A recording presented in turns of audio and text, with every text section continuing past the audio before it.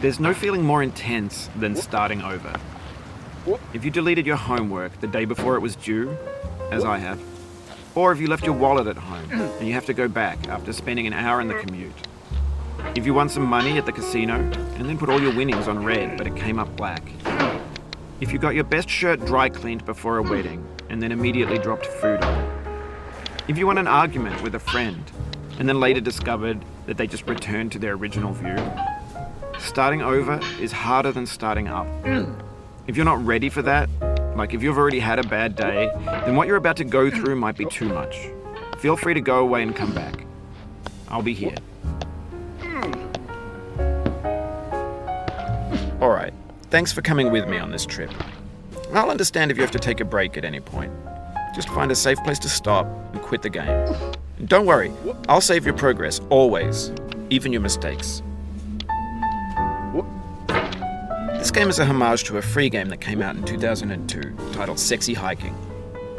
The author of that game was Jazuo, a mysterious Czech designer who was known at the time as the father of B games.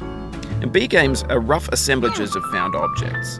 Designers slap them together very quickly and freely, and they're often too rough and unfriendly to gain much of a following.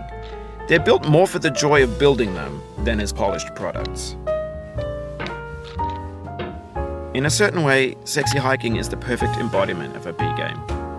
It's built almost entirely out of found and recycled parts, and it's one of the most unusual and unfriendly games of its time.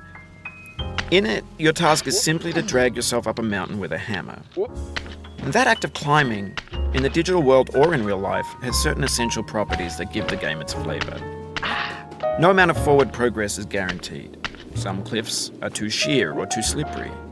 And the player is constantly, unremittingly in danger of falling and losing everything. Anyway, when you start Sexy Hiking, you're standing next to this dead tree that blocks the way to the entire rest of the game.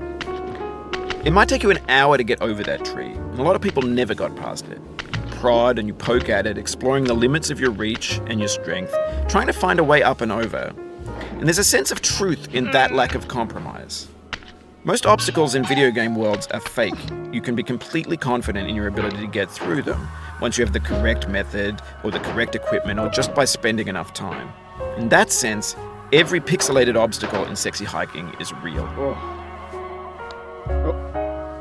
The obstacles in Sexy Hiking are unyielding, and that makes the game uniquely frustrating.